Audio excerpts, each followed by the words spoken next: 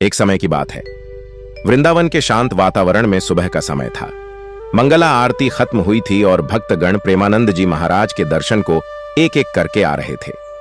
उसी भीड़ में एक युवक भी था। नाम था निखिल। वह पिछले कुछ समय से मन की अशांति से परेशान था। पहला दृश्य, मन की उलझन। निखिल ने प्रणाम करके कहा, महाराज जी, मेरे मन में एक समस्या है।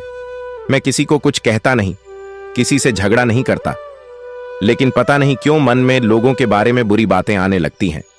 कोई थोड़ी गलती करे तो मैं मन में उसके लिए गलत सोच लेता हूं। मैं क्या करूं? महाराज जी मुस्कुराए, लेकिन उस मुस्कान में गहरी गंभीरता थी।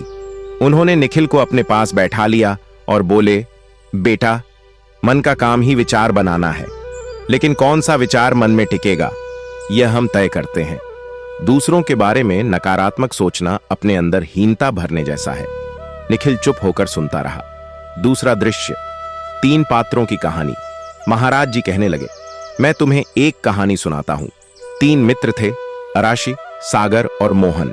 तीनों साथ काम करते थे, एक ही गांव में रहते थे, लेकिन उनका स्वभाव बिल्कुल अलग था। पहला मित्र और ऋषि, सकारात्मक दृष्टि। ऋषि का स्वभाव बहुत शांत था। कोई गलती कर दे तो वह कह देता, कोई बात नहीं भाई, शायद उसका दिन ठीक ना हो। वह दूसरों की छोटी कमजोरी को दिल पर नहीं लेता था। दूसरा मित्र सागर, तटस्थ दृष्टि। सागर न अच्छा सोचता न बुरा। वह कहता, जो है जैसा है, मुझे क्या लेना।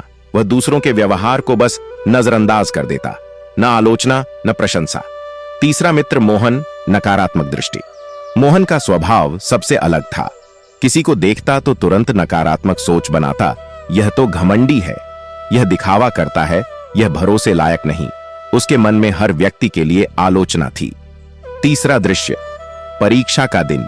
एक दिन गांव के बाहर मेले में जाते समय तीनों मित्र एक पेड़ के नीचे विश्राम करने लगे। तभी उन्हें थोड़ी दूरी पर एक बुजुर्ग व्यक्ति गिरा हुआ मिला। तीनों दौड़े।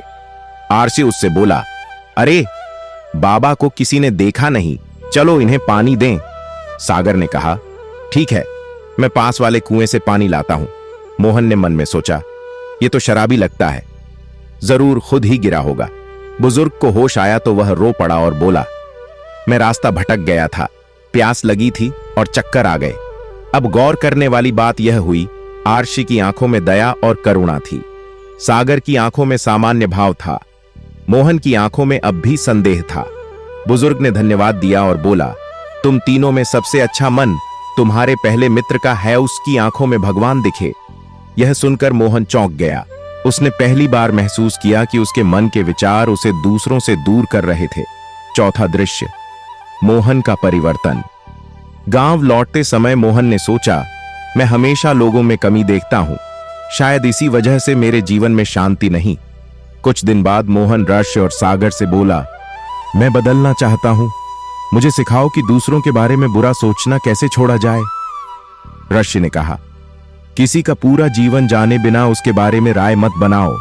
हर इंसान के मन में दुख और संघर्ष होते हैं, हमें नहीं पता। सागर बोला, जितना कम दूसरों की बुराई सोचोगे, उतनी ही जगह अच्छे विचारों के लिए बचेगी। मोहन ने धीरे धीरे अपने विचारों को बदलना शुरू किया। एक दिन वही मोहन जो हर समय नेगेटिव सोचता था, लोगों की अच्छाई देखने लगा, और जैसे ही उसके विचार बदलने शुरू हुए, उसका जीवन भी बदल गया। पांचवां दृश्य, कथा का निष्कर्ष। इतना कहकर महाराज जी ने निखिल से पूछा, समझ आया बेटा? निखिल ने सिर हिलाया। महाराज जी, हां, विचार बदलने से दुनिया बदल जाती है। महाराज जी बोले, बेटा, दूसरों के बारे में बुरा मत सोचो। हर व्यक्ति अपने अपने संघर्षों का योद्धा है। हम किसे क्या जानते हैं? कभी किसी एक गलती के कारण पूरी इंसानियत को मत तौलो। जब तक मन में दूसरों के लिए गलत विचार हैं, तब तक अपने अंदर शांति नहीं आ सकती। मन की साफ सोच ही भक्ति का पहला कदम है। निखिल के चेहरे पर मुस्कान आ गई। उसे लगा जैसे उसका भारी मन हल्का हो गया हो। वह प्रणाम करके बोला, महाराज जी, आज से मैं हर इंसान के लिए शुभ सोच रखूंगा। महाराज जी ने आशीर्वाद देते हुए कहा, यही वास्तविक साधना है बेटा। विचार बदले तो संसार बदल जाता है। वीडियो के लिए अंतिम संदेश, जैसी सोच वैसा संसार।